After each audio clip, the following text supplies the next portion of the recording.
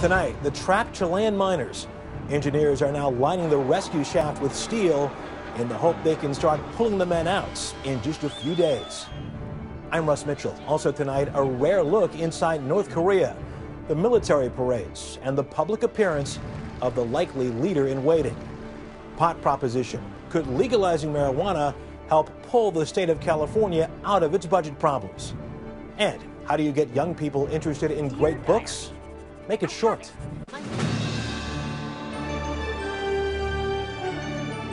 This is the CBS Evening News with Russ Mitchell. And good evening. There is good news tonight for those Chilean miners who have been trapped for 67 days.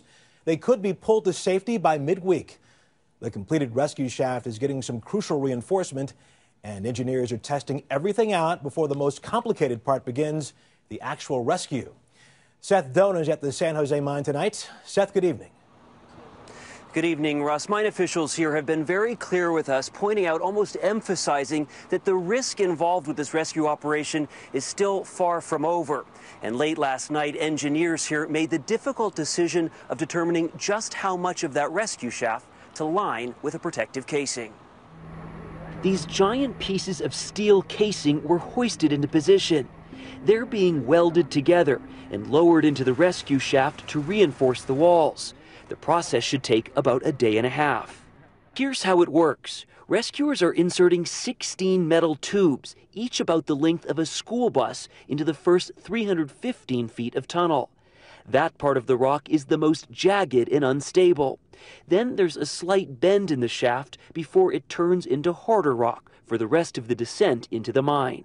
Near the entrance to the mine at Camp Hope, relatives also prepare for a possible Wednesday rescue.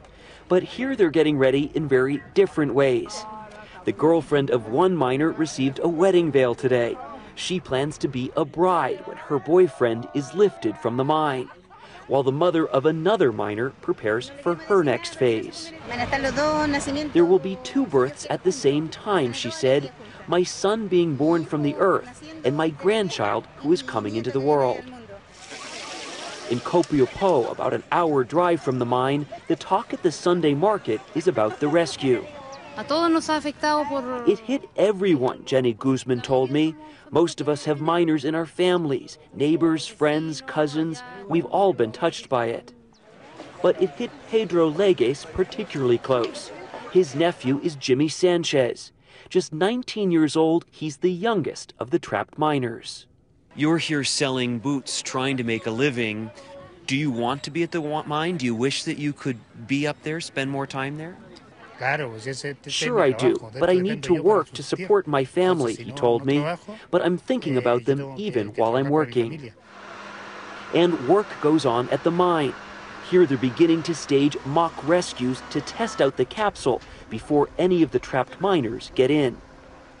Now, if the process of casing the hull moves forward as planned, the next step will be for engineers to install a system of levers and pulleys so that they can raise and lower that rescue capsule. That process should take about a day and a half, which is why they are predicting a Wednesday rescue. Russ? Seth, are the miners doing anything to prepare for this rescue attempt on Wednesday? Well, we heard today that they are doing pretty well, according to the Minister of Health. They are also planning to fast about 6 hours before the rescue process is set to begin. That's so as they are raised up in that rescue capsule, they won't feel nauseous, as it has a tendency to spin, we're told. Russ? I see. Seth Doan at the San Jose mine in Chile. Thank you so much. In North Korea today, a huge celebration in the capital of Pyongyang, marking the 65th anniversary of the founding of the communist nation. But the big news was the appearance of the man who could be the country's next leader. National correspondent Jim Axelrod has had extraordinary access and is with us now from Pyongyang. Jim. Well, Russ, maybe the most surprising thing about the celebration was the North Korean government's decision to invite foreign reporters in to cover it. But there's a reason. The precision marching of North Korean troops and the display of its arsenal of weapons were part of the largest parade in the nation's history, according to a government spokesman. 16,000 troops will parade through Kim Il-sung Square here in Pyongyang, the climax to a weekend of high pageantry and drama, designed to send an important symbolic message about North Korea's future. Presiding over all of it, North Korea's dear leader, the 68-year-old Kim Jong-il, the son of North Korea's first ruler, Kim Il-sung. Kim Jong-il had a stroke 2 years ago, which raised questions about who would succeed him. Today, he was joined for the first time in the reviewing box by his son, Kim Jong-un. It also means that the regime is planning to survive long term and certainly is doing everything they can to keep power within the current ruling regime. Not much is known about Kim Jong-un. He is thought to be in his late 20s, educated for a year or two in Switzerland, and made a general 2 weeks ago by his father. I think that the family or the ruling regime is trying to manage this transition over a period of a couple of years. So they're trying to slowly begin to give him a higher profile, but they're taking their time. At the parade today and a music and dance extravaganza last night, Kim Jong-il's very presence drew tears from the faithful. But in a closed society like North Korea's, with a wretched economy and brutal poverty, it is impossible to know how widely those feelings are shared. Kim Jong-il has less respect than his father Kim Il-sung did, and Kim Jong-un has basically none at all. This is a very challenging situation for the North Korean regime. If Kim Jong-un takes over eventually, it would be the third member of the Kim family to rule North Korea, the first three-generation dynastic succession in a communist country. Russ? Jim, from what you're seeing, from what you're feeling, how do you think the North Koreans are viewing America these days? Well, I think that was written very clearly on the side of some of those missiles that you saw going through the square. Two things: defeat the U.S. military. That was written on some of the weaponry. And also we saw U.S. soldiers are Korean People's Army's enemy. So I think the feelings were quite clear. Russ? Right. Jim Axelrod in Pyongyang. Thank you so much. In China, the wife of an imprisoned Nobel Peace Prize winner was allowed to visit her husband today. The democracy campaigner Liu Xiaobo was in tears when he said he was dedicating the award to those killed in the Tiananmen Square uprising 21 years ago.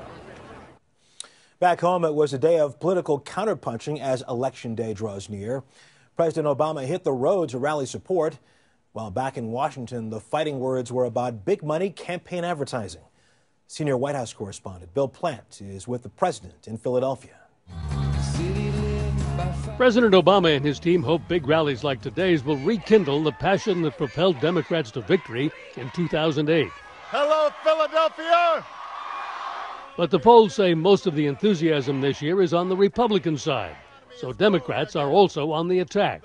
This new ad from the Democratic National Committee alleges that Republican consultants Karl Rove and Ed Gillespie and the U.S. Chamber of Commerce are accepting secret donations from overseas. They're stealing our democracy, spending millions from secret donors to elect Republicans to do their bidding in Congress. The Chamber of Commerce called the claims ridiculous and false and said the $100,000 it receives from overseas affiliates isn't used for political campaigning, which would be illegal. On Face the Nation, presidential counselor David Axelrod offered no proof of any wrongdoing, but said he's still skeptical. We now see tens of millions of dollars being spent by the Chamber and a number of organizations, some of which just cropped up. Ed Gillespie and Karl Rove run one of them. Why not simply disclose where this money is coming from? Rove and Gillespie called the ad and Axelrod's question a political ploy. David Axelrod is either woefully uninformed or willfully deceptive. This is a desperate and I think disturbing trend by the President of the United States to tar his political adversaries with some kind of, enemies list with being unrestrained by any facts or evidence whatsoever. But the president today continued to hammer unlimited election spending without disclosure by certain groups, permitted now by a recent Supreme Court decision. The American people deserve to know who's trying to sway their elections. And you can't stand by and let special interests drown out the voices of the American people. Rallies like this may be good for getting Democrats to the polls, but where the president will be spending most of his time over the next several weeks is raising money, and lots of it. Russ? Bill Plant with the president in Philadelphia. Thanks. The Supreme Court this week hears the appeal of a Texas death row inmate in a landmark case. The prisoner wants to use federal civil rights law to force DNA testing he hopes will clear him. The case has far-reaching implications. as we hear from Chief Legal Correspondent Jan Crawford. The crime was brutal. On New Year's Eve 1993, Twyla Busby was strangled in her Texas home and bludgeoned to death. Her 2 adult sons, both mentally challenged, were stabbed. Henry Skinner, Busby's boyfriend, was found covered in her blood. He was convicted of triple homicide. His punishment, death. The state of Texas is trying to kill me for something I didn't do. So Skinner says DNA from the crime scene will show another man committed the murders. But for the past decade, Texas prosecutors have refused to turn it over. Courts have backed up the prosecutors, ruling the evidence would not exonerate him because his own DNA puts him at the scene. Is Henry Skinner, in your view, innocent? There's no chance that Henry Skinner is innocent. So Skinner took an extreme step. He filed a federal civil rights lawsuit against the district attorney, claiming he's entitled to have evidence tested for someone else's DNA. Now the Supreme Court will decide if Skinner can sue. It's an individual who has had 6, 7, 8 bites at the apple and is now unhappy that he's never gotten relief and wants the court to create for him yet another bite at the apple. In the past 20 years, 259 people convicted of crimes have been exonerated with DNA testing. Skinner's defenders say he too should get a chance. Most people would say, why in the world wouldn't you do the test? How come we're having this big fight? Why has Mr. Skinner been in court for 10 years to get a simple DNA test done that could have been done in a matter of weeks? Prosecutors say allowing convicted criminals to file civil rights lawsuits to undo their conviction would wreak havoc on the criminal justice system, possibly affecting tens of thousands of cases nationwide. Jan Crawford, CBS News, the Supreme Court. Coming up on tonight's CBS Evening News, the stakes are high for California voters in the debates over legalizing marijuana. In addition to picking a new governor, Californians next month will also decide if their state will be the first to legalize marijuana for recreational use. Even if Proposition 19 passes, the federal government almost certainly will challenge it. Bill Whitaker reports. Oakland's Oaksterdam University is all about one thing, marijuana. For students learning the finer points of pot production and cultivation, the timing couldn't be better. I have high aspirations for this industry and where it's going to go. Proposition 19 would allow adults 21 and older to grow marijuana at home and possess up to an ounce for personal use. Individual cities would be free to regulate and tax sales. We have a whole new economy that can flourish here in California around cannabis. Proponents argue that marijuana sales could haul in $1.4 billion in tax revenues. That's a major reason why one of the state's largest unions has endorsed legalization. The California chapter of the NAACP is behind it too, along with at least 2 former big city police chiefs. It diverts the police from their primary duty to protect life and property. People are not terrified about pot smoking in their neighborhood. California has long been on the cutting edge when it comes to pot. 14 years ago, voters approved the use of medical marijuana. And recently, Governor Arnold Schwarzenegger relaxed penalties for pot possession. But even though he famously inhaled as a bodybuilder, Schwarzenegger says Proposition 19 would turn the state into a laughingstock.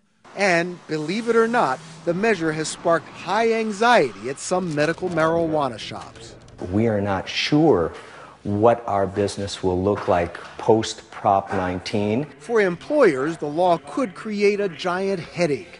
Employees couldn't be fired for smoking pot unless employers prove the drug-impaired job performance.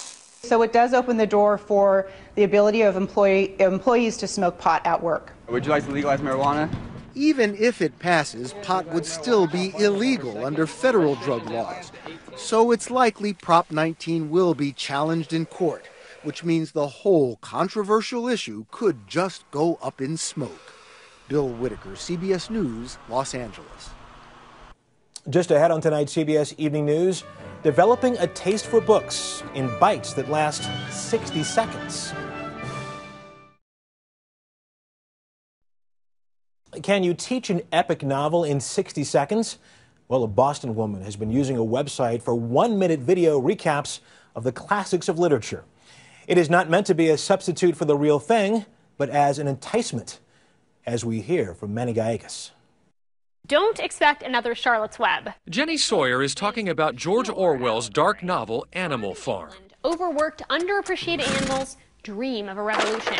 It's her summary of a classic posted on the internet. Did I mention that this book doesn't have a happy ending? Sawyer is the creator of 60-Second Recap, a website to guide teens through literature. If literature is sort of this like sheer cliff, it gives people handholds so they feel like, okay, I can get through this, like I start to understand maybe who some of the characters are, I feel like I can relate to them a little bit more, then I actually want to read the book. A former book reviewer and English major, Sawyer tries to inspire young readers. To make them feel like it's not just, you know, a stupid homework assignment that they have to do because they have to get good grades because they have to get into college to get a good job. The recaps are taped in a Boston studio. This is To Kill a Mockingbird. On this day, breaking down Harper Lee's Southern tale of race and coming of age. It's about how to overcome prejudice and injustice. So far, Sawyer has recapped 31 familiar titles, from The Great Gatsby, Saturday Night at Gatsby's, Nick, the new neighbor, just wants in, to Jane Eyre. Feminism, Jane doesn't just want to be his possession. And of course, Shakespeare. Betrayal is King Lear's main theme. Out, vile jelly! The creators of 60-Second Recap insist the videos are not a substitute for reading, not a way for the YouTube generation to cheat. Who can help me out, Devrin? In fact, many teachers consider it a tool. Absolutely a conversation starter, because it gives both them and myself a jump-off point to start talking about the characters in the book, the plot of the book. What happened that night, Oedipus? They say I murdered my father. 60-Second Recap has had 4.5 million hits. In our world, and in Huxley's, success is measured by economic growth and prosperity. In this brave new world of constant distraction, Sawyer is keeping the value of books alive. Manuel Gallegos, CBS News, New York. We'll be back. And now a familiar parent-teenager conversation, but this one's from outer space. When American astronaut Scott Kelly joined the orbiting space station, one of the first calls he got was from his teenage daughter Samantha, who was celebrating her birthday. Can I have an iPhone so I can keep up with your trip? I'm sorry, I didn't hear that. And now we want to tell you about a bouncing baby who weighed in at 350 pounds. The little one is a killer whale born yesterday at Orlando's SeaWorld. Mom and baby are both reportedly doing well. No name yet. In fact, no one really knows if it's a bouncing baby boy or bouncing baby girl. Grammy winner and Rock and Roll Hall of Fame soul singer Solomon Burke died today at the airport in Amsterdam. He was 70 years old. His Everybody Needs Somebody to Love was recorded by the Rolling Stones. And another, Cry to Me, was heard in the movie Dirty Dancing.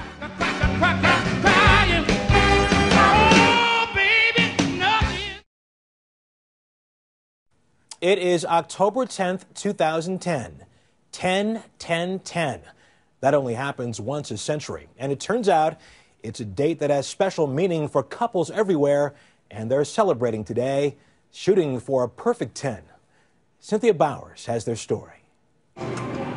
In Las Vegas, where gamblers live and die by numbers, hundreds of couples are rolling the dice and betting that 10-10-10 adds up to one happy marriage. I'm going to propose or repropose to my wife.